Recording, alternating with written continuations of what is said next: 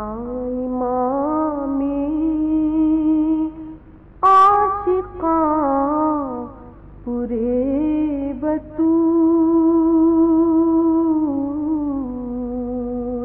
اللہ الرحمن الرحیم. نواسہ رسول صلی اللہ علیہ وآلہ وسلم حضرت امام حسین علیہ السلام نے کربل کے میدان میں حق اور باطل، سچ اور جھوٹ کی جنگ لڑی. ایک بار پھر اپنے وقت کے آدم و ابلیس، موسیٰ و فرعون کا مقابلہ ہوا. حق یعنی حسینیت نے یزیدیت کے سامنے جھکنے سے انکار کر دیا. حضرت امام حسین علیہ السلام نے اپنے جد صلی اللہ علیہ وآلہ وسلم کی امت کو عزت نفس اور عزت کی زندگی گزارنے کا سبق دیا اور یہ بتایا کہ ذلت کی زندگی نہیں گزارنی، اور اس کا مظاہرہ انہوں نے کربل کے میدان میں کر کے دکھایا. خواتین و حضرات، حضرت امام حسین علیہ السلام کا پیغام، دین کا پیغام، اللہ کا پیغام ایک ہے.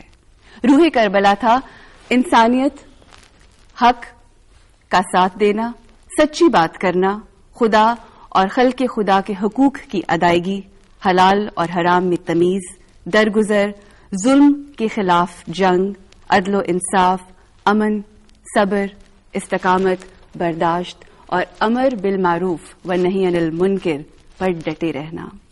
آج سے 1400 سال پہلے دشت کربلا میں حضرت امام حسین علیہ السلام نے تمام قربانیاں دینے کے بعد جب وہ تن و تنہا کھڑے تھے تو ایک آواز بلند کی تھی، ایک آواز گونجی تھی اس دشت میں، اور وہ آواز تھی حل منا سینصرنا، کوئی ہے جو میری مدد کو آئے. اور یہی آواز آج اس دور میں گونج رہی ہے. اب سوچنے کی بات یہ ہے کہ کیا ہم سب اس آواز پر، حضرت امام حسین علیہ السلام کی آواز پر لبیک کہتے ہیں یا نہیں؟ حضرت امام حسین علیہ السلام کے اس مشن کو اور روح کربلا کو سمجھنے کی کوشش ہم نے کی ہے یا نہیں؟ اور اگر کوشش کی بھی ہے تو کیا ہم اپنی عملی زندگی میں اس کو شامل کرتے ہیں؟ اسی حوالے سے آج بات کریں گے. اور آج ہمارے ساتھ جو عالمہ موجود ہیں، بہت ہی باشعور، she is very well read, very enlightened. Today we are honoured to have Bibi Shehar Bano والا جہی. السلام علیکم جی. جیسا کہ میں نے ذکر کیا، آپ کو بتایا کہ روح کربلا سمجھنے کی ضرورت ہے. جو مقصد شہادت ہے امام حسین علیہ السلام کا، جو مشن ہے اور جو تحریک ہے، اس میں جو چیز سب سے زیادہ میں سمجھتی ہوں ہائی لائٹ ہوتی ہے وہ ہے انسانیت اور ہیومن رائٹس. تو اس حوالے سے ہم چاہیں گے کہ آپ ایکسپلین کریں کہ کس طرح سے اس دور میں بھی ہائی لائٹ کیا گیا اور اس کو کس طرح سے آج کے دور میں ہم سب نے سمجھنا ہے اور اپلائی کرنا ہے. دین کا مطلب ہے راستہ، اور اگر دین اسلام کو، یعنی اسلام کے راستے کو لوگوں نے ایکسپٹ کیا تھا، پیغمبر اسلام کی دعوت کو قبول کیا تھا، تو اس دعوت کی کوئی ایسی بنیادی اٹریکٹو کوئی موٹو تو ہوگا نا، کوئی اسپرٹ ہوگی جس نے ان کو اٹریکٹ کیا اور اس کی وجہ سے وہ پیغمبر کے قریب آئے. تو اٹریکشن فقط یہ نہیں تھی کہ وہ بہت سارے بتوں کو پوجتے تھے اور پیغمبر اکرم جو ہیں وہ ایک اللہ کی وحدانیت کی دعوت دے رہے تھے. اس توحید کے ساتھ جس فلسفے کو آپ پیش کر رہے تھے وہ عدالت کا فلسفہ تھا، سماجی انصاف کا فلسفہ تھا. اس لیے لوگ جو ہے اسلام کے راستے کی طرف اٹریکٹ ہوئے اور ان کے ساتھ انہوں نے اپنی جان کو قربان کرنا بھی اس کے لیے قبول کیا کہ ہم اس سماجی انصاف کو قائم کریں گے. اور حقیقت یہ ہے کہ تاریخ کے ایک بڑے سفر میں یہی بنیادی نقطہ جو تھا سماجی انصاف کا، عدالت کا، یہی کمپرومائز ہو گیا تھا. اور ایسا لگتا پھر ایسے یہ دین سے اس کا کوئی واسطہ ہی نہیں رہا. ایک جبر کا، ظلم کا، ٹائرنٹس کا، اپنی خواہشیں نفسانی کے حساب سے حکومتیں چلانے کا ایک کاروبار شروع ہو گیا تھا. اور ایسا لگتا تھا جیسے اسلام اسی کاروبار کا نام ہے. تو کربلا در حقیقت اس بات کی ریوائول ہے اور اس بات کی یاد دہانی ہے کہ اپنی نفسانی خواہشات کے تحت لوگوں کے سروں کو رول کرنا اور ان پر جبر کے ذریعے حکومت کرنے کا نام اسلام نہیں ہے. اسلام سماجی انصاف، سماجی عدل اور انسان کے حقوق کی حفاظت کرنے کا نام ہے. اور اگر اسلام کا مطلب یہ نہیں ہے تو پھر اسلام وہ اسلام نہیں ہے جو پیغمبر اسلام لے کر آئے. اور یہی وجہ ہے کہ ہم اس معاملے میں امام حسین علیہ السلام کی بڑی کلیئرٹی ہے. دیکھیے کربلا کا واقعہ ہوتا ہے 61 ہجری کے اندر، اور 58 ہجری میں جب آپ حج کے لیے جاتے ہیں اور مقام مینا میں جہاں سب سے زیادہ لوگوں کا مجمع ہوتا ہے تو آپ دعوت نامے دے کر لوگوں کو بلاتے ہیں، اور ایک بہت بڑا مجمع تقریباً 1,500 آدمی آپ کی تقریر سننے کے لیے بائی انویٹیشن وہاں پر جمع ہوتا ہے، اور پھر آپ اس میں انجمن مکہ کے نام سے ایک تقریب کا انعقاد ہوتا ہے، اور آپ ایک تقریر فرماتے ہیں جس کے چند بڑے ہی امپورٹنٹ فیچرز ہیں اس تقریر کے.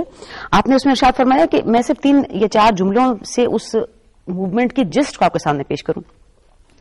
آپ نے فرمایا کہ تم لوگ جو ہے اپنی آسانی کے لیے تم نے ظالموں کے ساتھ تعاون کیا اور حکومت ان کے ہاتھ میں دے دی، لہٰذا انہوں نے بے حسی کے ساتھ لوگوں کے ساتھ بدسلوکی کی اور احکام خداوندی کا کوئی احترام نہیں کیا. ساتھ ساتھ آپ ارشاد فرماتے ہیں کہ اگر ان کے آباء و اجداد کی روایات کو خطرہ لاحق ہو تو مضطرب و پریشان ہوتے ہیں، لیکن پیغمبر کے قائم کردہ روایات اور حدود کو برباد کیا جا رہا ہے، تمہارے کان پر جون بھی نہیں رہیں. پھر آپ فرماتے ہیں کہ قوم کے اندھے بہرے اور بوڑھے کسان شہروں میں لاوارث بن گئے، کوئی ان کا پرسان حال ہی نہیں. پھر آپ نے ارشاد فرمایا کہ تم نے ظالموں کو کمزوروں پر غالب کر دیا، انہوں نے ان میں سے اکثر کو غلام بنا لیا اور بہت سے اپنی زندگی سے ہاتھ دھو بیٹھے. وہ امور حکومت کو اپنی مرضی سے چلاتے ہیں اور نقصانی خواہشات کی پیروی کرتے ہیں، اور ملت اسلامیہ کو انہوں نے ذلت اور رسوائی سے دوچار کر دیا. اور پھر آپ نے ارشاد فرمایا کہ میں کیوں نہ حیرت کے سمندر میں غوطہ زن ہو جاؤں کہ زمین دغاباز، ستمگر، عوام سے زبردستی خراج یعنی ٹیکس وصول کرنے والے حاکموں کے تسلط میں، جو مومنین پر ظلم روا رکھتے ہیں. یعنی آپ ان ساری باتوں سے دیکھیے کہ آپ کا مقصد کیا تھا. آپ کا مقصد نہ کسی اپنے لیے حکومت جمع کرنا یا کوئی گورنری کی پوزیشن لینا یا کوئی اور مالی منفعت حاصل کرنا. ان لوگوں کو جن کی کوئی آواز نہیں ہے، وہ لوگ جن کو اسلام کے نام پر رسوا و ذلیل کیا جا رہا ہے، یعنی ملت اسلامیہ جس پریشانی کا شکار ہے. کہ اس تقریر میں آپ نے ایک جگہ یہ بھی ارشاد فرمایا کہ لوگ پیٹ کی آگ بجھانے کے لیے عزت اور آبرو کا سودا کرنے لگے. جب اس لویسٹ ایپ پر انسانی معاشرہ آ جائے تو پھر ایسے میں وہ لوگ کہ جو حقیقت کو، دین کی، پیغمبر کی، نبوت کی اور اس پیغام کو جو اللہ نے قرآن مجید کے ذریعے سے اور اپنے پیغمبر کے ذریعے سے ہم تک بھیجا، اگر وہ اٹھ کر نہ کھڑے ہوں تو یہ ان پر ایک بہت بڑی ان کی ناسمجھی کی بات ہے. اور امام حسین علیہ السلام جن کے گھر میں قرآن اترا ہو، جن کے گھر میں نبوت کا سارا انتظام اور سارا آگے اس نبوت کی کرنیں پھیلی ہوں، تو آپ کا خاموش رہنا تو بالکل ایک غیر منطقی نظر آتا ہے. پھر آپ نے یہ ساری تقریر، بہت لمبی تقریر ہے، اس کے اختتام پر آپ نے ارشاد فرمایا کہ پروردگار تو جانتا، آپ نے دعا کے لیے ہاتھ اٹھائے پوری تقریر ختم کرنے کے بعد. اور پھر آپ نے ارشاد فرمایا کہ میں نے جو کچھ کہا اس کا مقصد نہ اقتدار کا حصول ہے، نہ مال و دولت کی خواہش. میرا مقصد اپنی بڑائی بیان کرنا بھی نہیں ہے، میں تو فقط یہ چاہتا ہوں کہ تیرے دین کے طریقوں سے لوگوں کو باخبر کر دوں اور تیری آبادیوں کو مکینوں کے رہنے کے قابل بنا دوں. تو کربلا کا موٹو جو تھا وہ یہ تھا کہ انسانوں کی بستیاں انسانوں کے رہنے کے قابل بن جائیں. یعنی ایسا نظام آ چکا تھا کہ جو بستیاں ظلم کی بستیاں تھیں، شہر خالی تھے اور جیلیں بھری ہوئی تھیں، اور کسی طور پر بھی انسان کی عزت نفس محفوظ نہیں تھی. تو پھر کیوں کوئی دین کے راستے پر چلے گا؟ اچھا، جیسے کہ میں نے اپنے پروگرام کے آغاز میں کہا کہ ہمارے لیے یہ ایک انسٹیٹیوشن ہے. جب کربلا کی ہم بات کرتے ہیں، اگر ہم آج کے دور کو دیکھیں، آج جو ہمارے معاشرے میں جو کچھ ہو رہا ہے، اگر کوئی شخص یہ کہتا ہے کہ میں اس انسٹیٹیوشن سے سیکھنا چاہتا ہوں اور آج کے جو حالات ہیں اس حوالے سے آپ کیا ہمارے دیکھنے والوں کو کیا گائیڈنس دیں گی؟ آج جو میسج ہے اس کو کیا بتانا چاہیں گے کہ ان کو کیا سبق لینا چاہیے اور کس طرح سے اس مشکل وقت میں ہمیں آگے بڑھنا چاہیے؟ دیکھیے، کربلا کی ایک بہت بڑی خوبی ہے، اس پوری تحریک کی بہت بڑی خوبی ہے کہ یہ نقص سے پاک ہے. اس کی وجہ یہ ہے کہ یہ جب تحریک امام حسین علیہ السلام نے اٹھائی تو یہ ایک طرح سے اسلام کو دوبارہ زندہ کرنے کی ریوائول ہوا نا اسلام کا. تو آپ کسی بھی کم سمجھ، کم عقل اور دنیا سے محبت کرنے والے آدمی کو اپنے ساتھ اس تحریک میں شامل نہیں کر سکتے تھے. آپ یہ دیکھیے کہ جب لوگ دنیا کی تحریکیں لے کر چلتے ہیں تو آپ لوگوں کو بہت طریقے سے موٹیویٹ کرتے ہیں، آؤ ہمارے ساتھ چلو، ہم تمہیں یہ فائدہ پہنچے گا، اس طرح کوئی دنیاوی فائدوں کا لالچ دیتے ہیں. بالکل صحیح. آپ نے ڈے ون سے یہی کہا کہ میرا مقصد عدالت، انصاف، سماجی انصاف، انسان کی آنر کو بچانا ہے. اور ہر جگہ آپ نے لفظ انسان استعمال کیا. انسان کے آنر کو بچانا ہے، یہ نہیں کہ مسلمان کے آنر کو بچانا ہے یا خاص طبقہ فکر کے آنر کو نہیں. انسان، دیکھیے قرآن کا بھی جو بنیادی خطاب ہے نا وہ انسان سے ہے، اور امام حسین علیہ السلام اس انسان کی عزت اور آبرو کو سیف گارڈ کرنے کے لیے کربلا نکلے. تو آپ نے ہر موقع پر کہا کہ میرا موٹو جو ہے وہ اس راہ میں میری جان بھی جا سکتی ہے. یعنی کہیں پہ آپ نے لوگوں کو ڈسیپشن، کسی دھوکے میں نہیں رکھا. لہٰذا جو ساتھ آنے والے تھے وہ آئے اور جو نہیں آنے والے تھے انہوں نے جب دیکھا کہ تو موت کا راستہ ہے وہ چھڑتے چلے گئے. تو یہ وہ لوگ تھے جو تربیت یافتہ تھے. ان میں زیادہ تر لوگ وہ ہیں جو خود خاندان نبوت سے جن کا تعلق تھا اس تحریک میں, یا وہ لوگ ہیں جو جناب رسول خدا اور جناب امیر المومنین امیر علی مرتضیٰ کے صحابیوں کی اولادیں. بالکل صحیح. لہٰذا آپ نے جو ایک کم عقل, کم سمجھ یا تھوڑے سے کمٹمنٹ میں کمزور لوگوں پر تکیہ کر کے آپ نے اس تحریک کو نہیں چلایا. اور آپ یہ دیکھیے کہ کہیں پر بھی آپ کو چھوٹی سی بھی ڈسپشن نظر نہیں آتی, چاہے امام حسین علیہ السلام موجود ہوں یا آپ موجود نہ ہوں. جب آپ نے کربلا کی طرف رخ کیا تو آپ نے پہلے ہراول دستے کے طور پر اپنے بھائی مسلم ابن عقیل کو بھیجا. آپ یہ دیکھیے کہ امام حسین علیہ السلام کی غیر موجودگی میں مسلم آل ان آل ہیں, اور چونکہ آپ کی سفارت کے عہدے پر ہیں تو جو کام جناب مسلم کریں گے وہ امام حسین علیہ السلام کا کام کاؤنٹ ہوگا. اب ابن زیاد جناب مسلم کو اسکولڈ کرتا ہے یا ان کو بے عزتی کر کے کہتا ہے کہ تم اسلحہ جمع کر رہے تھے, تم پیسوں کے ڈھیر لگا رہے تھے تاکہ تم فتنہ پھیلاؤ اور حسین ابن علی کے لیے طاقت اکٹھی کرو. جب حضرت مسلم بالکل زخمی ہو کر اس کے سامنے گرفتار کر کے لائے گئے تو وہ ساری تقریر جناب مسلم کی اور آپ نے اس کی ساری شرارت کو ڈیفائی کیا, وہ باتیں غلط. اس کے بعد آپ نے کہا میری چند وصیتیں, اور آپ نے عمر سعد کو, چونکہ وہ اس کا تعلق مدینے سے تھا, اس کے قریب بلا کر کہا کہ میں 700 درہم کا مقروض ہوں اس شہر میں, میری زرہ بیچ کر میرا قرض ادا کر دینا.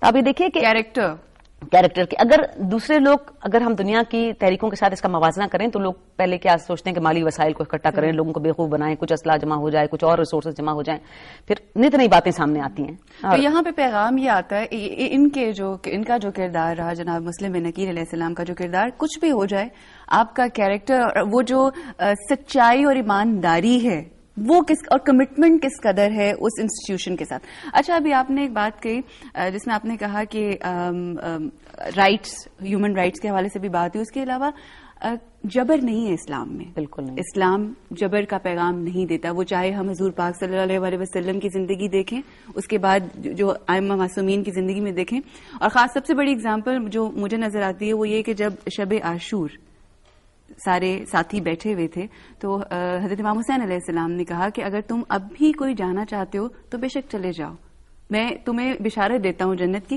اس حوالے سے ہم چاہیں گے کہ اس کے باوجود ان ساتھیوں کی کمٹمنٹ کہ وہ وہاں پر رہے, اس حوالے سے ہم چاہیں گے کہ تھوڑا سا آپ اس کے اوپر الیبوریٹ. دیکھیے, ہمارے ہاں ہمیں یہ بات اچھی طرح سمجھ لینا چاہیے کہ اسلام کے کچھ بیسک پیرامیٹرز ہیں. کربلا کی تحریک میں بنیادی نقطہ یہی ہے کہ کسی بھی ساتھی نے بیسک پیرامیٹر کو کمپرومائز نہیں کیا. بیسک پیرامیٹر کیا ہے؟ تقوی. یہی ہے نا, بنیادی یہی نقطہ ہے نا کہ ان اکرمکم عند اللہ اتقاکم. تم امیر ہو, غریب ہو, کالے ہو, گورے ہو, اگر تم متقی ہو تو تم سب سے اچھے ہو. تو چاہے وہ جناب مسلم ہوں, جناب یا قیس بن مسر سیدادی ہوں, یا عبداللہ ابن یقطر ہوں, یا اس کے بعد امام حسین علیہ السلام کے ساتھ کربلا کے اندر وارد ہونے والے شہداء ہوں, یا ان کے بعد رہ جانے والے اسیر ہوں, کسی نے بھی اس بیسک پیرامیٹر کو فلاؤٹ نہیں کیا. کسی کا کنڈکٹ جو ہے تقوی کے خلاف نہیں ہے. بالکل صحیح. یعنی مقروض وہ ہوئے, قتل وہ ہوئے, زخمی وہ ہوئے, اسیر وہ ہوئے, بازاروں اور درباروں میں وہ گھسیٹے گئے, لاشوں پر ان کی گھوڑے دوڑائے گئے, لیکن کہیں پر بھی ان کا تقوی کمپرومائز نہیں ہوا, پرہیزگاری کمپرومائز نہیں ہوئی, سچائی کمپرومائز نہیں ہوئی, آنےسٹی کمپرومائز نہیں ہوئی, کنڈکٹ اور انسان کا آنر کمپرومائز نہیں ہوا. اچھا, یہ جو آپ نے ہم لوگوں نے بات شروع کی ہے اس کے اوپر آئی تھنک یہ ذرا تھوڑی ڈیٹیل میں ہم کریں گے. یہاں پہ ایک چھوٹی سی بریک لیتے ہیں اور اس کے بعد اس کو یہیں سے کنٹینیو کریں گے. ناظرین, یہاں لیں گے ایک چھوٹی سی بریک.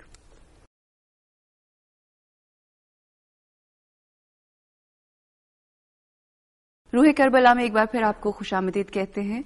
ہم تقویٰ کے اوپر ڈسکشن کر رہے تھے اور ان کے کردار کے اوپر, وہ ساتھی جو وہاں پر موجود تھے اور اس تحریک کے ساتھ منسلک تھے. جی شہبانو جی بتائیے. تھوڑی دیر پہلے ہم یہ بات کر رہے تھے کہ اگر بیسک پرنسپلز کمپرومائز ہو جائیں تو پھر کسی بھی تحریک میں کوئی جان نہیں رہتی. بالکل. تو کربلا کا بیسک پرنسپل جو تھا وہ اسلام کے بیسک پرنسپلز میں سے, اور اسلام کا بنیادی جو انسان کے کردار سے جس پرنسپل کا تعلق ہے وہ تقویٰ ہے. صحیح. اسی وجہ سے کسی بھی اس تحریک میں شامل کسی بھی فرد پر کوئی آپ فنگر پوائنٹ نہیں کر سکتے, انگلی نہیں اٹھا سکتے کہ اس کے کردار میں وہاں پر جھول پیدا ہو گیا, جس کی وجہ سے امام حسین اسلام کی اس تحریک جو ہے اس پر یہ ہمیں ایک گرے ایریا نظر آتا ہے. اس تحریک کا کوئی گرے ایریا نہیں ہے. اور 1500 سال سے آپ دیکھیے کہ کسی نے دوستی کی نظر سے دیکھا, کسی نے محبت کی نظر سے دیکھا, کسی نے نقص نکالنے کی نظر سے دیکھا, کسی نے ناپسندیدگی کی نظر سے دیکھا. ساری نظروں نے اس میں کوئی گرے ایریا نہیں دیکھ سکے. اور یہی اس یہ آپ دیکھیے اس کو ہیومن ریسورس ڈیولپمنٹ کہیں نا آپ ہم اگر ماڈرن ٹرمینالوجی میں اپنے نوجوانوں سے مخاطب اگر ہوں تو ایسا ہیومن ریسورس تو ہم نے کہیں پر بھی نہیں دیکھا کہ ایسا آپ اپنا ہیومن ریسورس ڈیولپ کر کے لائے کہ جس پر آپ آزاد چھوڑ دیں، تنہا چھوڑ دیں، پھر بھی آپ کو پورا یقین ہے کہ اس نے جو کرنا ہے وہ عین تقویٰ ہوگا، عین اسلام ہوگا، عین عدل ہوگا، عین نبوت کے اس روشنی کے اندر ہی اس کا کردار رہے گا اور باہر نہیں جائے گا. آپ یہ دیکھیں کہ جس وقت نے اپنے قاصد روانہ کیے عبداللہ ابن یختر و قیس بن مسر سعدادی کوفے کی طرف، جناب مسلم کی شہادت کی خبر آ چکی تھی اور یہ راستے میں تھے دونوں، تو قیس بن مسر سعدادی قادسیہ کے مقام پر گرفتار ہو گئے ابن زیاد کی فوجوں کے ہاتھوں، اور آپ کے پاس ایک خط تھا امام حسین علیہ السلام کا. اس خط میں آپ نے چند اپنے دوستوں کے نام وہ خط تھا. اب جب آپ گرفتار ہوئے اور آپ کی جامع تلاشی ہوئی تو خط نیچرلی وہ ہاتھ سے نکلتا اور پھر ان لوگوں کے نام منظر پر آ جاتے. بالکل. تو وہ دوست تھے جو امام حسین اسلام کے دوست تھے جن کے نام پر وہ خط تھا. وہ جامع تلاشی میں وہ خط تک پہنچنے سے پہلے قیس بن مسر سعدادی نے اپنے لباس میں سے وہ خط نکالا اور آپ نے جلدی جلدی وہ خط کھا کر نگل لیا. اب آپ یہ نہ سمجھیے کہ آج کے دور کا کاغذ اور اس دور کا کاغذ یہ سافٹ پیپر نہیں ہے، نہ معلوم چھال پہ لکھا ہوا تھا، نہ معلوم کس چیز پہ لکھا ہوا تھا. یہ آج کے زمانے کا ریفائنڈ پیپر تو نہیں تھا.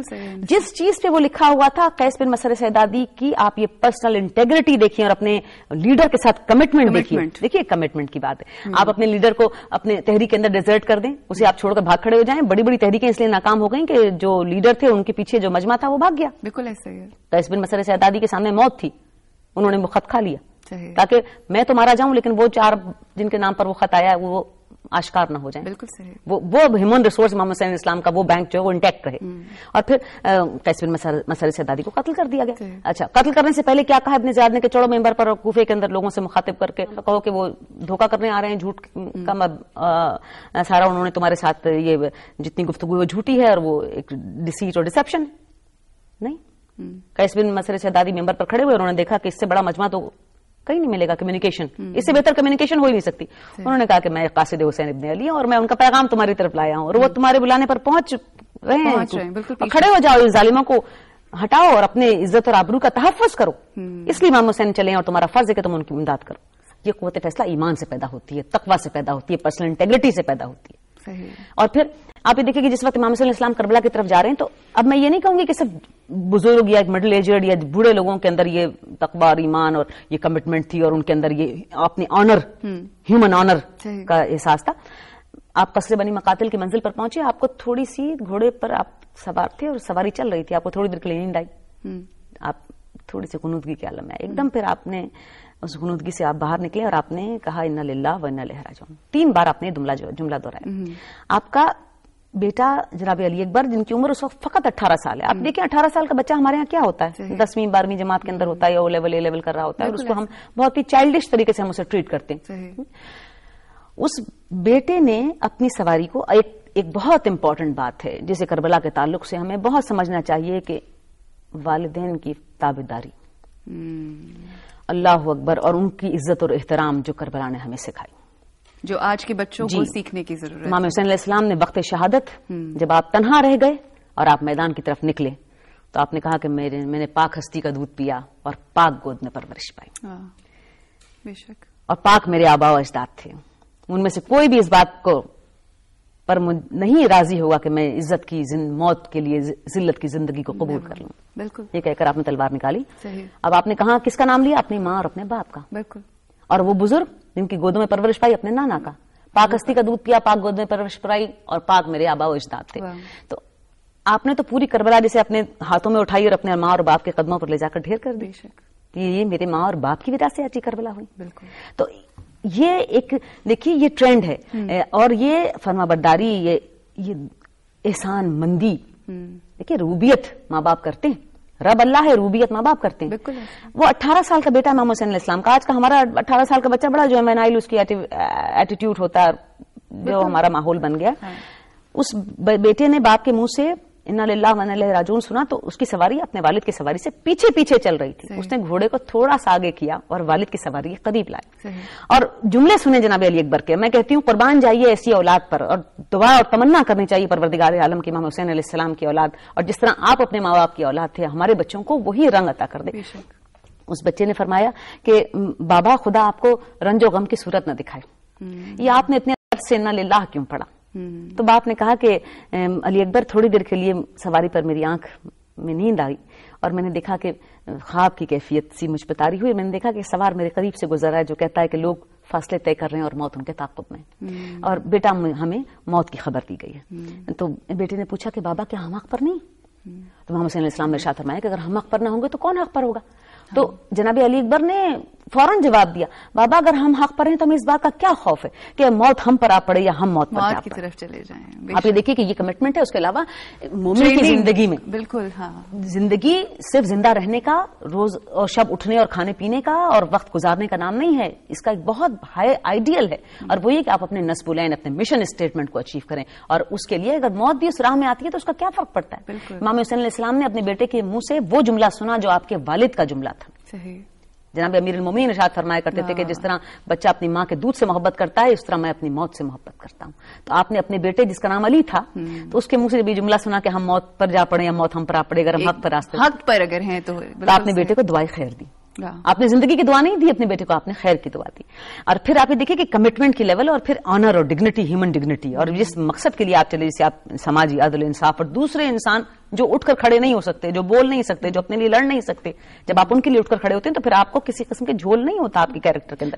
پھر آپ یہ دیکھیں کہ خاندان بنی ہاشم نے وہ مثالیں پیش کی ہیں جو ہمارے آج کی زندگی میں اتنی بہترین طریقے سے اگر ہم ان کو ایک نظر دل کی آنکھ سے دیکھیں تو ہم لرز جائیں اور ہم اسے ڈیویٹ نہ کریں. دیکھیں ہمارے یہاں بدترین رشتہ ہے سونتیلے کا رشتہ. بالکل صحیح. ابھی تو میں نے بولا کہ بچوں کی ہمارے یہاں جو جمنائل اور جس طرح کا ہمارے بچوں کا ایٹیٹیوڈ ہے، نافرمانی کا ایٹیٹیوڈ، اور ایک امام حسین تھے فرما بردار، انتہائی فرما بردار بیٹا اپنے ماں اور باپ کا، اور جناب علی اکبر انتہائی فرما بردار بیٹا اپنے والد کا. پھر ایک رشتہ ہمارے انتہائی برا ہے سونتیلا. ادھر ہم نے سنا سونتیلا بھائی سونتیلی بہن، فوراً لگتا ہے کہ جیسے آنکھوں کے آگے سیاہی چھا گئی. بے شک. امام حسین علیہ السلام کے 6 اور بھائی کربلا میں شہید ہوئے. آپ کے ساتھ باقی 6 بھائی آپ کے سونتیلے تھے، جن میں سے 4 بیٹے جناب ام البنین کے تھے اور جن کے بڑے بیٹے جناب عباس علیہ السلام تھے. 9 محرم کو شمر جس نے امام حسین علیہ السلام کے سر کو قلم کیا، وہ چونکہ قبیلے بنی کلاب سے تعلق رکھتا تھا اور جناب ام البنین بھی قبیلے بنی کلاب سے تھی، تو اس نے ایک ریفرنس کریٹ کیا کہ تمہاری ماں تو میری بہنوں کی طرح ہے. اور اس نے آگے آواز دی امام حسین علیہ السلام کے خیمے کے قریب کہ میں جناب عباس سے بات کرنا چاہتا ہوں. تو جناب عباس نہیں اٹھے، نہیں چاہتے تھے آپ جا کے سے بات کریں. امام حسین علیہ السلام نے انسسٹ کیا جاؤ سنو کیا کہتا ہے، جا کے سنو. آپ یہ دیکھیں کہ امام حسین علیہ السلام کا اپنی تربیت پر کانفیڈنس ہے نا، کانفیڈنس اپنے ہیومن ریسورس بینک پر آپ کو کتنا کانفیڈنس تھا. آپ نے کہا جاؤ سنو. جب اٹھ کر گئے جناب عباس تو اس نے کہا کہ تم تو تمہاری ماں تو بالکل میری بہنوں کی طرح ہے، میرے قبیلے سے تعلق ہے، تو لہٰذا میں تمہارے لیے امان لایا ہوں، تم چاروں بھائی نکل کے آ جاؤ، اور کل جنگ ہوگی تو قتل و خون ہی ہوگا، تو تم بچ جاؤ. جناب عباس نے ارشاد فرمایا فرزند مرجانہ کی امان سے خدا کی امان کہیں زیادہ بہتر. تو مجھ سے یہ ایکسپیکٹ کرتا ہے کہ میں اپنے بھائی کو چھوڑ کر تم بد کرداروں، بدخواہوں، اسلام دشمنوں، ظالموں اور ستمگروں کے گروہ میں شامل ہو جاؤں کہ میری زندگی چند روز بڑھ جائے. یہ کہہ کہ آپ نے اس کی امان کو ریجیکٹ کیا، اس کو ذلیل کر کے بھگا دیا. جب واپس پلٹ کر آئے تو امام حسین علیہ السلام نے پوچھا کیا ہوا، تو آپ نہیں جواب دینا چاہتے تھے. آپ نے انسسٹ کیا تو آپ نے بتایا کس طرح، تو کہا کہ چلے جاتے، تو کہا کہ بہشت کو چھوڑ کر جہنم کی طرف چلا جاتا. اور آپ یہ دیکھیں کہ یہ سونتیلا رشتہ جس کو کہ عجیب سی بات ہے کہ جب آپ نے اپنے بھائیوں سے کہا کہ دیکھو تم عیالدار نہیں ہو، تم سب نوجوان ہو، تمہارے بچے نہیں ہیں، تمہارے گھر نہیں ہیں، تم پہلے جا کر اپنی جان قربان کرو تاکہ میں تمہاری اس بہادری پر تمہیں داد دے سکوں. جب 3 بھائی شہید ہو گئے جناب عباس کے، چوتھے جناب عباس گئے، اور پھر جناب عباس علیہ السلام کی وفاداری تو ایک ضرب المثل بن گئی. اور پھر آپ یہی نہیں، آپ کو بتاؤں کہ اس تحریک کربلا میں یہ سونتیلا کا لفظ جو ہمارے یہاں سیاہی کا لفظ ہے، ہماری آنکھوں میں سیاہی پڑ جاتی ہے، ہم اس طرح ہمارے دل جل جاتے ہیں. جب مدینہ خبر پہنچی امام حسین علیہ السلام کی شہادت کی تو آپ کی والدہ گرامی اپنے گھر سے نکلی اور آپ نے جناب عباس کا ایک بیٹا ان کے پاس مدینے میں رہ گیا تھا، بہت چھوٹا سا بچہ تھا، اس کی انگلی پکڑی اور تیز تیز آپ جنت البقیع کی طرف چلی. تو تاریخیں لکھتی ہیں، نعمان بن بشیر کہتا ہے کہ میں نے ان معظمہ کے پیچھے گیا اور پوچھا کہ آپ کہاں جا رہی ہیں، تو کہا کہ میں قبر جناب فاطمہ پر جا رہی ہوں تاکہ میں جناب فاطمہ کو ان کے بیٹے کی تعزیت پیش کر سکوں. آپ ذرا سوچئے کہ کس دل سے اس خاتون نے یہ کہا ہوگا کہ جن کے اپنے 4 بیٹے امام حسین علیہ السلام پر شہید ہوئے اور کہ اس مشن میں شہید ہوئے، اور آپ نے فرمایا کہ میں دختر رسول کو تعزیت دے آؤں کہ ان کا بیٹا کربلا کے میدان میں شہید کر دیا گیا. ہم نے یہ رشتوں اور ناتوں کا سبق سیکھا یہ سبق کربلا سے. اور جناب غازی عباس علیہ السلام کے بارے میں یہ کہ انہوں نے ساری زندگی مولا حسین کو کبھی بھی بھائی کہہ کے نہیں بلکہ ہمیشہ اپنا ماسٹر، اپنا آقا کہہ کے بلایا ہے. تو یہ دیکھیں کتنی بڑی وفاداری کا ثبوت ہے جو کہ، اور یہ بھی آپ دیکھیے کہ والد کی فرما برداری، جناب علی مرتضیٰ کی آپ کو حکم تھی، وصیت تھی کہ دیکھو میں نے رسول کے ساتھ ایسی زندگی گزاری جیسے ایک غلام اپنے آقا کے ساتھ گزارتا ہے. تو وہ رسول کے بیٹے ہیں، امام حسین علیہ السلام کی طرف اشارہ کر کے فرمایا وہ رسول کے بیٹے ہیں اور تم میرے بیٹے ہو، ویسی زندگی گزارنا جیسی میں نے رسول کے ساتھ گزاری. تو اپنا بھائی نہ سمجھنا، انہیں اپنا آقا سمجھنا. اور اس فرما بردار بیٹے نے اپنے والد کی اس فرما برداری کو اپنی زندگی کے آخری لمحوں تک نبھایا، اور امام حسین علیہ السلام کو بھائی نے آقا کہا. اور آپ نے اس بات کی خواہش کا اظہار کیا جناب عباس علیہ السلام کے، جب آپ اس زخمی حالت میں آپ پہنچے ان کو اٹھانے کے لیے، تو اٹھا تو نہیں سکتے تھے آپ، تو آپ نے ارشاد فرمایا کہ مجھے ایک بار بھائی کہو. تو یہ ہیومن ریسورس تھا کہ ہمارے ہاں جو سب سے گئے گزری ہمارے ہاں جو باتیں ہیں وہ بھی آپ یہ دیکھیے کہ وہاں کتنی نور میں لپٹی ہوئی، خوبی اور حسن میں لپٹی ہوئی. صحیح.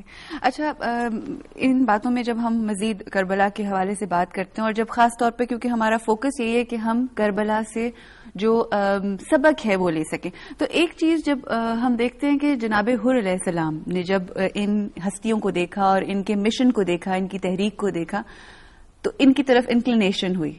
اور پھر اس کے بعد جب وہ حضرت امام حسین علیہ السلام کے پاس آتے ہیں اور ان سے کہتے ہیں کہ میں ندامت محسوس کرتا ہوں اور میں چاہتا ہوں کہ مجھے معافی مل جائے، تو کیا مجھے معافی مل جائے گی؟ تو کتنا بڑا درگزر اور توبہ اور استغفار کا میسج ہمیں ملتا ہے. اس حوالے سے ذرا ہمیں بتائیے اور ایکسپلین کیجیے. دیکھیے حر کا جو کام ہے وہ فقط 1000 کا دستہ تھا ان کے پاس، اور انہوں نے امام حسین اسلام کے قافلے کو گھیر کر کربلا تک پہنچایا. اچھا، وہ بھی ایکسپیکٹ نہیں کر رہے تھے کہ اس طرح قتل ہو جائیں گے اور اتنا سوئفٹ ایکشن ہوگا اور اتنی تیزی کے ساتھ یہ چیزیں تبدیل ہو جائیں گی. اور راستے میں بہت تھوڑی سی آپ کے امام حسین علیہ السلام کے ساتھ آپ کی جو انٹریکشن رہی ہے، اور چند نمازیں آپ نے امام حسین علیہ السلام کے اقدام میں پڑھی، جیسے ظہر کی نماز جب آپ کا قافلہ بالکل، حر کا لشکر بالکل پیاسا تھا اور گھوڑوں اور سواروں دونوں کی زبانیں باہر نکلی ہوئی. آپ یہ دیکھیں کہ جو کیریکٹر امام حسین علیہ السلام کا وہاں پر دیکھا. آج ہم یہ سمجھتے ہیں، آج دنیا فوڈ انسیکیورٹی کی بات کر رہی ہے، چینی نہ ملے، آٹا نہ ملے، تو ہم کیا کرتے ہیں جلدی جلدی بہت سارا سامان لا کر اپنے گھر میں اس کو جمع کر لیتے ہیں. ہورڈنگ، بالکل کوئی نفع کمانے کے لیے ہورڈنگ کرتا ہے، کوئی اپنی انسیکیورٹی سے بچنے کے لیے ہورڈنگ کرتا ہے. امام حسین علیہ السلام آپ یہ دیکھیے کہ صحرا میں سفر کر رہے ہیں، اور پانی سے زیادہ قیمتی چیز کیا ہوگی؟ کچھ نہیں. اور سامنے آپ نے دیکھا کہ پیاسوں کا ایک لشکر ہے جو آپ کے قاتلوں کا لشکر ہے. آپ نے اپنے بھائی کو حکم دیا کہ سبیل کھول دو، مشکوں کے دہانے کھول دو. آپ کے قافلے میں جو لوگ تھے چند، انہوں نے کہا کہ مولا کوئی بیویاں اور بچے بھی ہیں؟ آپ نے کہا نہیں، یہ ساقی کوثر کا میں بیٹا ہوں اور یہ ناممکن ہے. اور جب پھر ایک اور درس جو آپ نے سکھایا کہ جانور کے سامنے 3 دفعہ تشت رکھو، جانور کبھی ایک دفعہ میں پانی نہیں پیتا. اور پھر خود ایک مشق کندھے پر رکھی اور ایک ایک سوار سے پوچھتے چلے کہ بھائی تو پیاسا تو نہیں. تو حر نے یہ کیریکٹر امام حسین علیہ السلام کا دیکھا. اس کے بعد پھر نماز ظہر آپ کی پیچھے پڑی، نماز عصر پڑی، اور پھر جو خطبے اس وقت جو تقریریں آپ نے ارشاد فرمائی، ان تقریروں میں ایک تقریر تو من رأی سلطانا جائرن ناقصا لعہد اللہ مخالفا لسنت رسول اللہ، کہ میں نے رسول کی حدیث ہے کہ اگر کوئی سلطان جابر کو دیکھ کے جو عہد الہی کو توڑتا ہو، سنت رسول کی مخالفت کرتا ہو، ظلم اور عدوان سے لوگوں پہ حکومت کرتا ہو اور گناہ کو عام کر دے، تو ہمیں چاہیے کہ اس کے خلاف اٹھ کر کھڑے ہو جائیں اور تلوار سے اس کو روکیں. بالکل صحیح. تو حر نے جب یہ جملے سنے تو کہا کہ فرزند رسول کیا یہی آپ کا مشن ہے؟ وہ سمجھ گیا، عقل مند آدمی تھا، سمجھ گیا آپ کا یہی مشن ہے. کہا تو پھر میں آپ کو آپ کی زندگی کے بارے میں ہوشیار کرتا ہوں کہ آپ قتل کر دیے جائیں گے. آپ نے ارشاد فرمایا بالموت تخفنی، تو مجھے موت سے ڈر آتا ہے. اور میرے لیے تو بڑے فخر کی بات ہے، اگر میں کمزور لوگوں کے حقوق کا تحفظ کرتے ہوئے جان دے دوں تو اس میں بھی میرے لیے عظمت اور فخر ہے، اور اگر زندہ رہ جاؤں تب بھی میری زندگی جو ہے باعث فخر ہوگی. بے شک. تو آپ یہ دیکھیے کہ زندگی کو کتنا حقیر کر دیا امام حسین علیہ السلام نے. کس لیے؟ ان لوگوں کی حفاظت کے لیے جو اپنی حفاظت پر خود قدرت نہیں رکھتے. حر نے امام حسین علیہ السلام کے اس کیریکٹر کو دیکھ کر جنت اور دوزخ کے درمیان فیصلہ کرنا تھا، اور حر نے جنت کا فیصلہ کر لیا. اور آپ یہ دیکھیے کہ ایک آدمی جو آپ کو گھیر کے لایا ہو، ہمارے ہاتھ ایسا لگ جائے ہمارا دشمن، تو ہم کہیں گے اچھی طرح ہم سارے بدلے لیں گے. وہ دیکھیے پیغمبر کی خصلت تھی معاف کرنا، فبما رحمت من اللہ لنت لہم. بے شک. اگر آپ دل کے نرم نہ ہوتے تو یہ مجمع آپ کے پاس سے چھٹ جاتا. یہ قرآن نے کہا نا پیغمبر کے بارے میں, تو امام حسین اسلام اسی پیغمبر کے پسند ہیں. تو اگر آپ کے دل میں وہ رحمت نہ ہوتی, وہ کرم نہ ہوتا اور وہ وسعت قلب نہ ہوتی, تو آج 1500 سال کے بعد میں اور آپ یہاں بیٹھے ہوئے کہ امام حسین اسلام کا ذکر کر رہے ہوتے. نہیں. یہاں پہ جو باتیں شہربانو بی بی کر رہی ہیں, آپ نے دیکھا ہوگا کہ جو کوئی بھی کیریکٹر اٹھا کے دیکھیں اس کے اندر ہمیں ایک بہت بڑی اگزامپل نظر آتی ہے, اور ان تمام مثالوں کو ہمیں اپنی زندگی کے اندر شامل کرنے کی ضرورت ہے. اور یہ جو درگزر کرنا ہے یہ بہت بڑی بات ہے. ہم لوگ اپنے دلوں کے اندر بہت قدورتیں رکھتے ہیں, ایک دوسرے کے لیے بہت بغض رکھتے ہیں. یہ تمام چیزیں وہ ہیں جن کو ہمیں سیکھنے کی ضرورت ہے. سے بات کریں گے مگر یہاں لیں گے ایک چھوٹی سی بریک.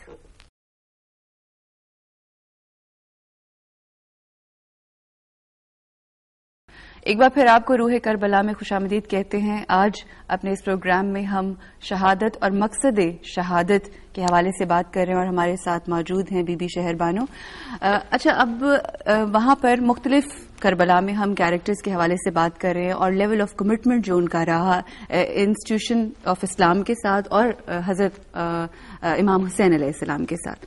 جو وہاں پہ غلام بھی موجود تھے, ظاہر ہے اس گروہ کے اندر غلام بھی موجود تھے, ان کی لیول آف کمٹمنٹ کے بارے میں ہم جاننا چاہیں گے آپ سے. دیکھیے, کربلا میں لیول آف کمٹمنٹ امام حسین علیہ السلام پرسونیفائی ہوئے نا, اسے ان کے ساتھ کمٹمنٹ کا مطلب اسلام کے ساتھ کمٹمنٹ تھا. تو جو آزاد بھی ہیں اس میں آپ کے رشتہ دار بھی ہیں, نبی کے جناب رسول خدا کے صحابی بھی ہیں, جناب مسلم ابن اوسجہ, حبیب ابن مظاہر, امیر المومنین کے اصحاب میں سے بھی لوگ ہیں, زہیر ابن قین جیسے لوگ بھی ہیں, اور بہت سارے, لیکن کچھ ان لوگوں کے غلام بھی ہیں, اور امام حسین علیہ السلام کے اپنے غلام بھی ہیں. تو دو غلام بڑے امپورٹنٹ ہمیں اس میں نظر آتے ہیں جن سے کچھ ڈائلاگ یا مکالمہ ہوا. ایک جناب عابس بن شبیب شاکری کے غلام شوذب, اور دوسرے خود امام حسین علیہ السلام کے غلام. تو عابس بن شبیب شاکری نے اپنے غلام شوذب سے پوچھا کہ تمہیں کیسا لگا کہ تم یہاں پر آؤ اور امام حسین علیہ السلام کے لیے اپنی جان قربان کرو.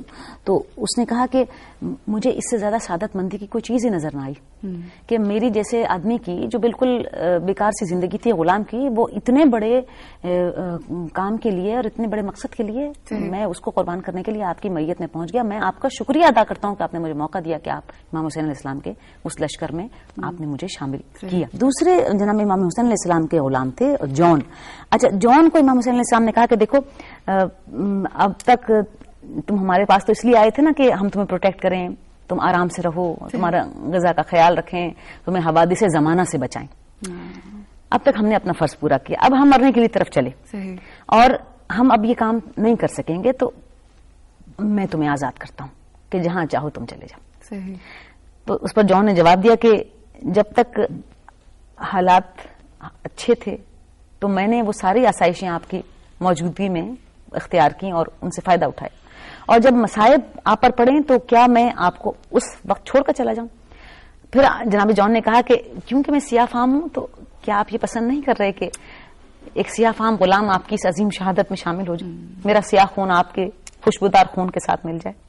لیکن فرزند رسول, آپ کے نانا کی قسم, اس وقت تک میں یہاں سے ٹلوں گا نہیں جب تک کہ اپنے خون کو اس زمین پر اس طرح ہی بہتا ہوا نہ دیکھوں جس طرح آپ کے بچوں کا خون زمین پر بہ رہا.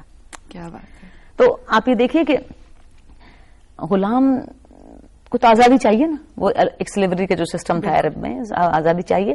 یہ وہ غلام تھے کہ جو اپنے سامنے ایک سعادت دیکھ رہے تھے, وہ سعادت جو بہشت کی سعادت تھی, جو جنت کی سعادت تھی, جو نبی کے نواسے کی ہم راہی میں جان دے کر ایک بڑے آئیڈیل کو جسے اسلام کہتے ہیں, ایک بڑے موٹو کو جسے لا الہ الا اللہ محمد رسول اللہ کہتے ہیں, وہ انہوں نے سوچا کہ اس سے بڑی تو بات ہی نہیں ہے کہ ہم جیسے چھوٹے لوگوں اس راہ میں کام آ جائیں جو لا الہ الا اللہ اور محمد رسول اللہ کی. مگر یہ سمجھ کی بات ہے اور یہ سوچ کی بات ہے, اور یہ کہتے ہیں کہ اللہ کی طرف سے عطا ہے کہ جو ان کو سمجھ آئے, اور وہ چنے ہوئے لوگ تھے. بالکل. اچھا, یہ بھی بہت امپورٹنٹ بات ہے. میں نے جیسے شروع میں آپ سے کہا کہ کوئی بھی آدمی ایسا شامل ہی نہیں کیا امام حسین علیہ السلام نے کہ جس کے کنڈکٹ میں ذرا بھی کوئی جھول ہوتا اور وہ کوئی گرے ایریا اس تحریک کے اندر کریٹ کر سکتا. نہ غلام نے گرے ایریا کریٹ کیا, نہ آقا نے کیا, نہ عزیز نے کیا, نہ بچے نے کیا, نہ کسی بی بی نے کیا. پھر آپ یہ دیکھیے کہ ہاں بیبیوں کی بات آئی تو دیکھیے کنیزوں میں جناب فضا بھی ہیں، اور جناب فضا کی جو ایسوسیشن ہے اس خاندان کے ساتھ، اس گھر کے ساتھ، وہ جناب فاطمہ زہرا سلام اللہ علیہا کی زندگی سے بالکل ایسے ہی. اس پوری زندگی میں جناب فضا کا کنڈکٹ آپ ملاحظہ کریں. میں ایک جگہ کہیں پڑھ رہی تھی کہ جب حضور پاک صلی اللہ علیہ وسلم کا وصال ہوا تو انہوں نے بی بی فضا کو پاس بلایا اور انہوں نے کہا کہ اتنی تم نے خدمت کی ہے میرے گھر کی، اہل بیت علیہ السلام کی، تو بتاؤ کیا تمہاری کیا خواہش ہے؟ تو انہوں نے کہا کہ میں بس جو جس واقعے کا آپ ذکر کرتے ہیں، کربلا کا جو واقعہ جس کا ذکر کرتے ہیں، میری دعا ہے کہ بس اس وقت تک میں ان کے ساتھ ہوں اور ان کی خدمت کر سکوں. تو دیکھیں اس وقت سے ایک تو نوحہ ہونا، پتہ ہونا، اور اس کے بعد اس چیز کی دعا کرنا اور اس کے لیے التجا کرنا کہ مجھے یہ سعادت چاہیے. اور پھر آپ دیکھیں کہ اگر آپ ہیومن بہیویئر اور کنڈکٹ کی بات کریں تو امام حسین اسلام اور آپ کی بہنیں اور آپ کے گھر کے بچے اس بڑے پیڈسٹریل پر ہیں اس کنڈکٹ کے کہ فضا آپ کے گھر کی کنیز ہیں، اور سب ان کو اماں فضا کہہ کر بلاتے ہیں. کیا بات ہے. اور امام حسین علیہ السلام نے جب آپ رخصت کے آخر کے لیے آئے اور جس طرح آپ نے عزت و احترام سے اپنی بہنوں کو سلام کیا اور اپنے گھر کی دوسری خواتین کو سلام کیا، آپ نے آخر میں جناب فضا کو ماں کہہ کر مخاطب کیا اور آپ نے کہا کہ اماں فضا آپ نے میری بچپن سے بہت خدمت کی اور میں آپ کی گود میں پلا اور بڑھا، آج حسین آپ سے آخری سلام آپ کو کرتا ہے اور آپ سے رخصت چاہتا ہے. آپ یہ دیکھیے کہ پھر اور جناب فضا کا کنڈکٹ آپ دیکھیے کہ جناب زینب دو بڑے درباروں میں گئی، کوفے کے اور شام کے درباروں میں، اور ایک شہزادی تھیں آپ، نبی کی نواسی تھیں. اسلام کے آپ یہ دیکھیں کہ جو اسلام کا آپ شاہی خاندان جسے کہیں آپ بیٹی تھی، بالکل شاہی کا تصور تو غیر اسلام میں نہیں ہے، لیکن جو آپ کہیں کہ نبوت کا خاندان، اللہ اکبر، نبوت سے بڑی تو کوئی چیز ہی نہیں ہو سکتی. تو جناب فضا جناب زینب کے آگے آگے چلتی تھی کہ جناب زینب پر لوگوں کی نظر نہ پڑے، وہ لوگ انہیں دیکھیں نہیں، ان پر آنکھیں نہ اٹھیں. آپ یہ لیول آف کمٹمنٹ. اور یہاں پہ میں یہ جو پیغام، یہ جو آپ نے ساری بات بتائی، اس سے پیغام یہ ہے کہ وہ ہستیاں جو خود اتنا اعلیٰ مقام رکھتی ہیں، آپ یہ دیکھیے کہ ان کا بیہیویئر اپنی کنیزوں کے ساتھ، ان کو کنیز سمجھتی نہیں تھی. بی بی فاطمہ الزہرا سلام اللہ علیہا کی اگر ہم زندگی دیکھیں تو وہ اپنی بہن کہا کرتی تھیں ان کو، ایک دن وہ کام کیا کرتی تھیں اور ایک دن وہ کام کیا کرتی تھیں. تو یہ وہ رسپیکٹ اور وہ عزت ہے جو یہ گھرانہ ہمیں سکھاتا ہے کہ ہمیں وہ لوگ جو ہمارے لیے کام کرتے ہیں، ہمارے ساتھ کام کرتے ہیں، ان کو وہ عزت دی جائے. اور یہ دیکھیے کہ ان کی جانثاری کہ وہ کہیں پہ بھی بی بی زینب علیہ السلام جب درباروں میں گئی ہیں تو وہ چٹان کی طرح ان کی حفاظت کے لیے، چاہے وہ دین کی حفاظت ہو یا حضور پاک صلی اللہ علیہ وآلہ وسلم کی بیٹیوں کی حفاظت ہو، چٹان کی طرح وہاں پہ کھڑی ہوئی ہیں. اور پھر آپ یہ دیکھیں کہ امام حسین اسلام کے ایک ساتھی نے آپ کے ساتھ دوستی پر بڑی خوبصورت بات کہی کہ میں جو ہے، آپ کے ایک ساتھی تھے حنظلہ، اور آپ نے کہا کہ فرزند رسول آپ پر میرا سلام ہو، جا رہے تھے کربلا کی طرف، اور کہا کہ اللہ کی رحمتیں آپ کے قریب ہیں اور اللہ نے مجھے آپ کا قرب نصیب کیا، اور میں اس بات کی تمنا کرتا ہوں کہ پروردگار مجھ میں اور آپ میں دوستی کا رشتہ ہمیشہ قائم رہے. اب ہمیشہ سے آپ کی کیا مراد ہے؟ دیکھیے حنظلہ جا رہے ہیں مرنے کے لیے اور کس ہمیشگی کی بات کر رہے ہیں. ان کو پورا یقین ہے کہ یہ رشتہ جو آج جڑا ہوا ہے نبوت کے گھرانے کے ساتھ، یہ رشتہ اس زمین کی مٹی پر نہیں ہے خالی، اس کا کہیں اور جا کر سلسلہ ملتا ہے، اور یہ وہ محبت اور دوستی اور رشتہ ہے جو بہشت تک جائے گا. اچھا، جو وہاں پہ ظاہر ہے سارے لوگ موجود تھے اور ہر کسی کو اس بات کا بہت اچھے طریقے سے علم تھا کہ وہ شہادت کے لیے جا رہے ہیں، تو ان لوگوں میں اگر آپ ہسٹری تاریخ کو دیکھیں، آپ سے پوچھنا چاہوں گی کہ کیا کوئی خوف، کوئی ایسی جسے کہتے ہیں نا کہ ظاہر بہت بڑی بات ہوتی ہے، فائن شہادت کا ایک بہت بڑا رتبہ ہوتا ہے، اس حوالے سے ہم جائیں گے کچھ آپ ہمیں بتائیں. یہ جنگ تو 9 کو ہونے والی تھی، 9 ہی کو فوجیں آگے کی طرف بڑھ گئی تھی، تو آپ نے ایک رات کی مہلت دی، اور وہ جو ایک عجیب سی کیفیت تھی، فوجیں ایسے بڑھ رہی تھیں جیسے سمندر کی موجیں بڑھتی، اور امام حسین اسلام بڑے آرام سے اپنے زانوں پر اپنی تلوار کو رکھے ہوئے اور اپنے ہاتھوں میں اپنے سر کو دیے ہوئے، سکون، بالکل سکون کے عالم میں بیٹھے ہوئے تھے. جناب زینب نے دیکھا کہ فوجیں بڑھ رہی ہیں اور بھائی سر اپنے زانوں پر ٹیکے ہوئے کسی اور دنیا کے اندر. آپ نے کندھے پر ہاتھ رکھ کر کہا کہ بھائی آپ نظر ڈال رہے ہیں. آپ نے دیکھا اور اس کے بعد بالکل جیسے آپ نے کوئی اس بات کا نوٹس نہیں لیا. کیا بات ہے.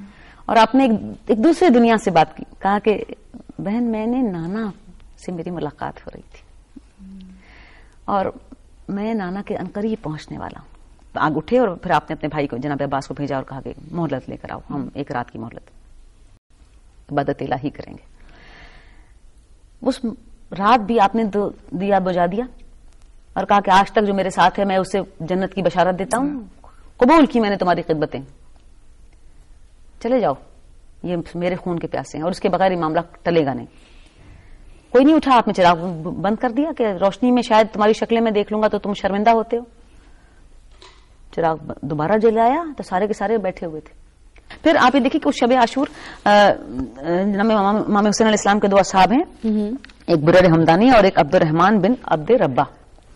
بریر حمدانی عبد الرحمان بن عبد ربا سے مذاق کرنے لگے تو عبد الرحمان نے کہا کہ یہ کون سا وقت ہے مذاق کا. تو اس پر بریر نے کہا کہ یہی تو وقت ہے ہنسنے اور مسکرانے کا, کہ آج ہم زندگی کی مصیبت سے آزاد ہو کر کل کے اس سفر پر روانہ ہوں گے جو ہمیشگی کا سفر ہے اور جس میں سوائے بہتری کے, سوائے اچھائی کے ہمیں کچھ نظر نہیں آ رہا. یہ وہ یقین ہوتا ہے کہ جب آپ حق اور سچ کے راستے میں چلتے ہیں تو وہ جو یقین آپ کو یقین کامل ہوتا ہے دل کے اندر, وہ ہوتا ہے یہ. اور پھر آپ یہی دیکھیے ان کی بے خوفی اور دوسری طرف 30,000 کے لشکر کی خوف کہ پتھر مار رہے ہیں, آگ پھینک رہے ہیں, تیر مار رہے ہیں. دیکھیے آپ پتھر تو اسے مارتے ہیں نا جو آپ کو خطرہ کے قریب آئے گا تو آپ کو نقصان پہنچائے گا, آگ اس پر پھینکتے ہیں جو قریب آنے سے جس کی آپ کو نقصان ہے, دور سے تیر اسے مارتے ہیں جس کی آپ مقابلہ نہیں کر سکتے. ٹھیک ہے, تو 30,000 کے آدمیوں کو پتھر مارنے چاہیے تھے, آگ پھینکنی چاہیے تھی, تیر چلانے چاہیے تھے.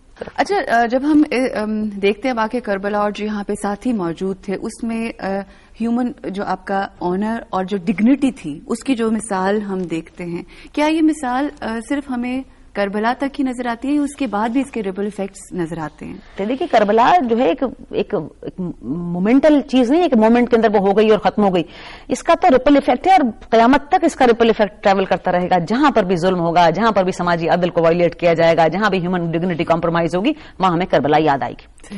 اچھا, اب ایک وقت ایسا آتا ہے باب کربلا 11ویں محرم کو, جناب زینب سلام اللہ علیہا کوفے کے بازار میں تقریر کرتی ہیں اور آپ وہاں پر کوفے کے لوگوں کو مخاطب کر کے کہتی ہیں دغا بازو, جھوٹو, ظالموں, ستمگروں, تم نے بلایا, دھوکہ دیا اور اس کے بعد میرا بھائی قتل ہوا. بالکل, وہ آپ نے ایک خاص کنٹیسٹ میں وہ ایک خطاب ہے آپ کا.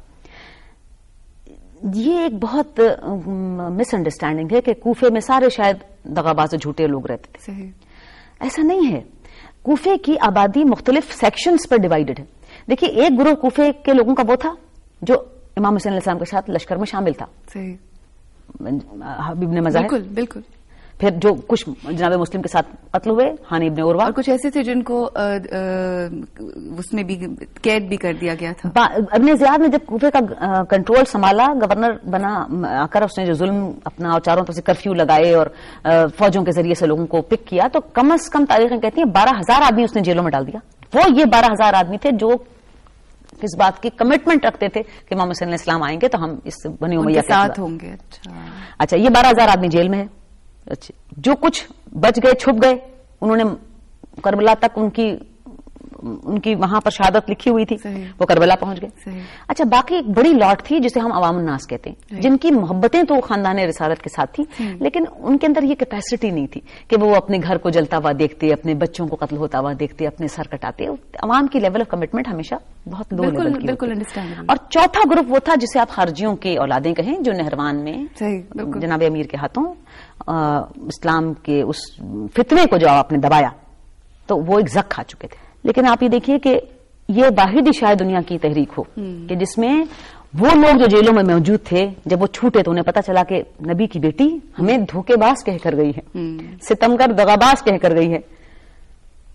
پورے اہل کوفہ کو آپ نے بالکل بالکل صحیح, ہر کسی سے آپ ان کو نہیں کہہ رہی تھی جو جیلوں میں بنتے. بالکل, میں آپ کو بالکل ٹرو سچویشن کی کمپریہنشن تھی جناب زینب. لیکن وہ لوگ جو اندر تھے وہ سم ہاؤ اندر سے ایک گلٹ آ گیا ان کو کہ ہمیں بی بی یہ کہہ کر گئی ہیں کہ ہم دغاباز ہیں یا ہم لوگوں نے وہ کوفہ پر ایک طرح سے دھبا لگا. یہ ایک بہت بڑی مومنٹ 64 ہجری کے اندر ہوتی ہے. 61 ہجری کی کربلا 3 سال کے اندر دنیا میں کوئی ایسا ہمیں تاریخ میں واقعہ نہیں ملتا کہ 3 سال کے اندر ایسا ریولیوشن آ جائے. ایسی کمیونیکیشن نہیں ہے, ایسی ٹیکنالوجی نہیں ہے, ایسے انفارمیشن سسٹم نہیں ہے, انٹرنیٹ نہیں ہے, میڈیا نہیں ہے, کچھ نہیں. بالکل صحیح. ایک لشکر بنتا ہے 4,000 آدمی کا سلیمان بن سروے قضائی کی سرکردگی میں, اور سلیمان بہت عمر رسیدہ بعض تاریخیں ان کا 80 سے زیادہ ان کی عمر لکھتی ہیں، اور وہ ان کے لیڈر تھے جنہوں نے امام حسین علیہ السلام کو پہلے خطوط کا پہلا جو دستہ لکھا تھا. ان کے گھر میں میٹنگ ہوتی ہے، 4000 آدمی تیار ہوتا ہے اس بات کے لیے کہ وہ اپنی جان دے دے گا. کس بات کے لیے جان دے دے گا؟ اس بات کے لیے جان دے گا کہ اس نے امام حسین علیہ السلام اس سرزمین تک پہنچے اور قتل کر دیے گئے، اور وہ اس بات کے قابل نہ ہو سکا کہ وہ ان کا ساتھ دیتا اور ان کے ساتھ اپنی جان کو قربان کرتا. صحیح. اچھا، اس وقت مختار ثقفی نے ان کو روکا اور کہا کہ تم لوگ لڑنے نہ نکلو، ہم پورا بڑا لشکر بنا کر بنی امیہ کے ساتھ مقابلہ کریں گے. ان کا نہیں، ہمارا موٹو ڈفرنٹ ہے، ہم تو فقط یہ داغ دھونا چاہتے ہیں کہ ہم دھوکے باز ہمیں کوئی نہ کہے. ہم یہ داغ دھونا چاہتے ہیں کہ ہم نے حسین ابن علی کو بلایا اور ہم نے ان کا ساتھ نہیں دیا. ہم تو یہ داغ دھونا چاہتے ہیں کہ ہم ان کے فرما بردار یا ان کے مخلص نہیں تھے. اور اس کے بعد پھر یہ چلے لڑنے کے لیے.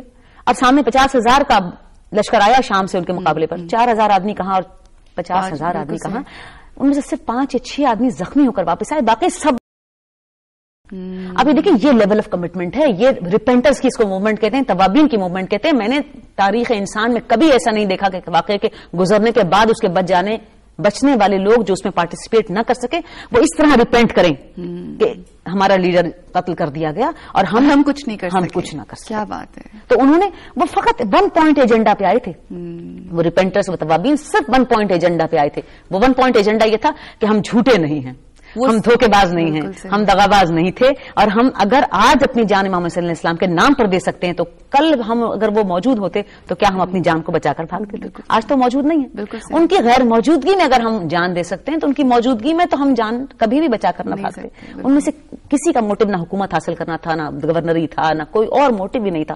فقط 1 پوائنٹ ایجنڈا تھا کہ اپنی جان دے کر اس گرے ایریا کو دھو دیا جائے کہ ہم دغاباز تھے، جھوٹے تھے، یا ہم نے کسی ڈیسیٹ اور ڈسپشن کے تحت امام حسین علیہ السلام کو بلایا تھا. اور وہ ریپینٹرز کی وہ صرف 5 یا 6 آدمی زندہ بچے اور واپس آئے، اور اس کے بعد وہاں خبر ملی کہ ریپینٹرز یا توابین کی وہ موومنٹ سارے کے سارے شہید ہو. یہ ایک عجیب واقعہ ہے. یہ اس کا ریپل افیکٹ ہے، یہ جو کربلا میں کنڈکٹ تھا. آپ یہ دیکھیے کہ جو امام حسین علیہ السلام کے ساتھ جن لوگوں نے کمٹمنٹ کی، حقیقی کمٹمنٹ، وہ اس طرح کے لوگ تھے. بالکل. اور اسی لیے کربلا جو زندہ ہے، اور کربلا کی زندگی ایک واقعے کی زندگی نہیں ہے. کربلا کی زندگی کلمہ طیبہ کی زندگی. بے شک. اور اگر اس طرح کے کمیٹڈ لوگ نہ ہوتے تو یہ لا الہ الا اللہ محمد رسول اللہ یا اشہد ان لا الہ الا اللہ اشہد ان محمد رسول اللہ کی اذانیں یہ کبھی بھی نہ اٹھتی. بالکل. یہ تو انسان نے، وہ انسان جو اپنے انٹلیکٹ کی، اپنے کمال کی، اپنی عزت کی، اپنی آبرو کی، اپنے وقار کی ایک انتہائی منزل پر تھا، جب اس نے اپنی جان دی تو اس کے پیچھے جو اس کے کمیٹڈ لوگ تھے. اور پھر آپ یہ دیکھیں کہ سر کٹانا یا جان دینا ایک کوئی معمولی بات نہیں ہے. امام حسین علیہ السلام نے جب سجدے میں کٹنے کے لیے سر جھکایا تو وہ اپنے شعور کی انتہائی بلندی پر تھے. کسی دھوکے میں، کسی انجانے میں، کسی ایک دم ہونے والے واقعے کے تحت آپ نے سر نہیں جھکایا کٹنے کے لیے سجدے میں. آپ کا سر تو مدینے میں بھی کٹ سکتا تھا نا. جب ولید نے آپ سے بیعت مانگی تو مروان نے کہا کہ ان کو جانے نہ دے، روک لے ورنہ یہ ہاتھ نہیں لگیں گے، ان کا سر اتار لے. تو وہاں پر آپ نے ایک کمال جلال سے ارشاد فرمایا کہ کس کی مجال ہے جو میرا سر کاٹ لے. آپ وہ جلال دیکھیے اور یہاں پر سبمیشن کی انتہا دیکھیے. تو وہ مرضی کسی نے امام حسین علیہ السلام کا سر اتارنے کی طاقت نہیں تھی. یہ سر دیا آپ نے اپنا اس دین کو بچانے کے لیے، اس نام مصطفیٰ اور نام خدا کو بچانے کے لیے. اور جب آپ کا سر سجدے میں تھا تو آپ نے گوشہ چشم سے آسمان کی طرف دیکھا اور کہا الہی قد وفیت بعہدی اوفو بعہدک کا. پروردگار میں نے اپنا عہد پورا کیا، تو اپنا وعدہ پورا کر. خواتین حضرات، دنیا و آخرت میں جو رہنا ہو چین سے، جینا علی سے سیکھ لے، مرنا حسین سے. یہ پیغام ہے انسانیت کے نام کہ اگر زندگی گزارنی ہے تو حق کے ساتھ، اگر موت آئے تو حق کے لیے. آج سے 1400 سال پہلے کربلا میں جو آواز گونجی تھی حضرت امام حسین علیہ السلام کی، حل منا سینصرنا، اس کے اوپر آج کے اس دور میں ہر انسان کو، ہر مسلمان کو لبیک یا حسین کہنے کی ضرورت ہے. ہمیں یہ جاننا ہے کہ آج کے دور میں ہم کہاں صحیح ہیں، ہم کہاں غلط ہیں. ہمیں اپنے جو یہ پیغام ہمیں کربلا سے ملتا ہے، قرآن سے ملتا ہے، حضور پاک صلی اللہ علیہ وآلہ وسلم کی زندگی، ان کی سیرت سے ملتا ہے، اس کو سمجھنے کی ضرورت ہے. اور مسلمان ہونے کے ساتھ ساتھ اسلام لانے کی ضرورت ہے، انسان بننے کی ضرورت ہے، مسلمان بننے کی ضرورت ہے. اور اس معاشرے کے اندر وہ جو پیغام ہے اس کو عملی طور پر ہمیں اپنی زندگیوں میں شامل کرنا ہے. اسی طرح سے ہم اپنے مسلمان ہونے کا شاید تھوڑا سا حق ادا کر سکیں. اللہ حافظ.